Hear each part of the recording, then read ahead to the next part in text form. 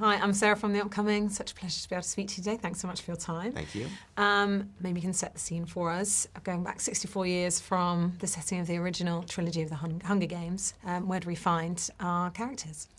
This new installment of The Hunger Games takes place 64 years before the first book and the first movie. And we are near graduation day for a young Coriolanus Snow, who was a part of a family that has kind of fallen from grace and is having to sort of pretend that his family has not fallen from grace around all of his other entitled sort of friends and classmates.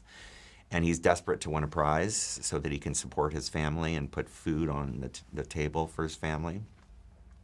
But before he can win that prize, he discovers that he has to be, for the first time, a mentor to a tribute in the 10th Annual Hunger Games. And you must have been so excited when Suzanne Collins sort of gave you a heads up that she was working on a new book. And I guess the fact that, it's using, very much within the DNA of the mythology that was created in those other films, but expanding into a whole new area, sort of imagining these dark days, before the Hunger Games were what it was later on. What did you think when she first contacted you, and why was it so exciting to explore this new other chapter? I was very excited when she called. We didn't think there were going to be any other books when we finished the other movies in 2015. I think we were all ready to do other things, but especially Suzanne was like, I've been working on these movies and these books for 10 years. So I'm going to go do some other stuff. And then I think it was 2019 she called and said that she was almost done with another book. And Nina and I had no idea she had even started a new one. Then we got to read the manuscript, in the beginning of 2020, right before the pandemic, and that's when I got, really excited, because it was very much a Hunger Games movie, but it was a very different one in terms of world building, because it's 64 years earlier. There was sort of all this opportunity to create a new version of Panem and a new version of the arena and all of that.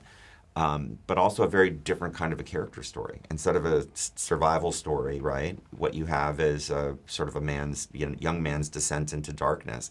I love those kinds of things, but I just felt it was going to be a very fresh and unique take on a Hunger Games movie. And I guess what's been so alluring about the world that Suzanne Collins has created is it's not only just sort of transporting, but there's so many themes that pop out of it that can be really relevant to a contemporary audience. And maybe that was looking at the aftermath of war, the consequences of war. This is very much looking at the human condition and the state of nature. So what do you think some of the themes that come out of particularly this part of the story? Well, I think that's the state of nature is exactly what this book is about, and that's what's great about Suzanne, is that she always writes from themes originally, and I think what inspired her, and I think she would say it was probably around 2016, and she started to really sort of feel this kind of polarization in the way people feel about one another and feel about humanity in general, and decided to sort of write the story about the state of nature. Right? Are we like innately savage and brutal, or are we innately good and deserving of rights and freedoms? And that's really what this is about. And what we see is sort of a not fully formed young Coriolanus Snow that's kind of being pulled in both directions. And we're watching a person that literally could break good or break bad.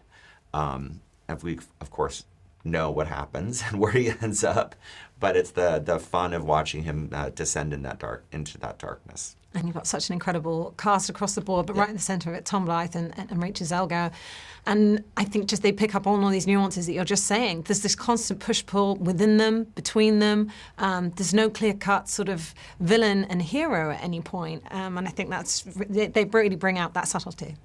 Yes, they do, and I think that's one of the things that I also really like about this, and people often ask, because of the title, The Ballad of Songbirds and Snakes, I think people think that you're either a songbird or you're a snake, and I think the truth is, and what I really enjoy about the characters that Suzanne has written, is that I think that there's a little songbird and there's a little snake in all of the characters in this movie.